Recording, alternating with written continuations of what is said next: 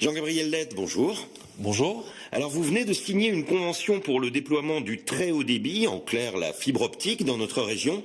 Ça signifie que l'Alsace sera en pointe dans ce domaine ? Oui, tout à fait. C'est la deuxième région française où une convention régionale entre l'État, les collectivités locales et Orange a été signée, et avec des perspectives calendaires très précises, donc d'ici 2030, dont la partie investissement privé qui sera réalisée d'ici 2020. Alors concrètement, ça change quoi pour un particulier ou une entreprise d'avoir accès à ce très haut débit ? Bien, ça multiplie par 5 aujourd'hui donc le débit, sachant qu'aujourd'hui le cuivre permet des débits qui vont au maximum autour de 18 jusqu'à 18-20 mégabits par seconde, alors que là nous irons jusqu'à 100 mégabits par seconde, autant en voie montante qu'en voie descendante. Donc ça veut dire clairement les usages de type TV 3D, haute définition, également tout ce qui est accès à l'image donc animée, transfert de fichiers importants à des vitesses, des durées qui sont tout à fait innovantes pour le coup. Alors l'objectif, c'est plus de 50% de la population alsacienne couverte en 2020. En pratique, ça signifie surtout les grandes villes. C'est une nouvelle fracture numérique pour la campagne quand même. C'est seulement 50%, dirais-je.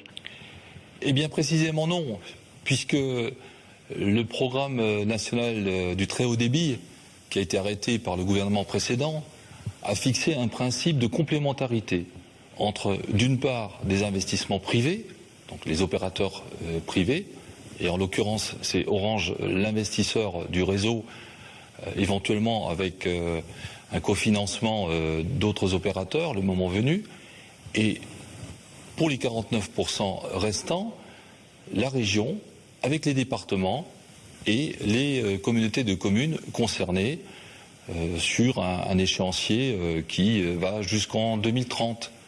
Alors il y a évidemment un enjeu commercial pour Orange également. C'est un pari que vous faites sur la fibre en investissant 2 milliards sur l'ensemble du territoire pour distancer vos concurrents dans ce domaine-là ? Clairement, c'est aujourd'hui un pari, comme vous le dites, sur l'avenir, puisque avec les nouveaux usages que nous pressentons, j'ai parlé d'usages dans le domaine de la télévision, mais il y en a d'autres à venir qui vont concerner l'ensemble du territoire. Exemple le télétravail, exemple la santé, l'e-santé, dont on parle beaucoup dans cette région. Eh bien, le très haut débit, nous le constatons déjà là où nous avons commencé à le déployer il y a quelques années, est clairement un levier de reconquête pour nos clients. Et nous espérons bien en faire un élément différenciant dans notre stratégie marketing. Jean-Gabriel Lette, merci.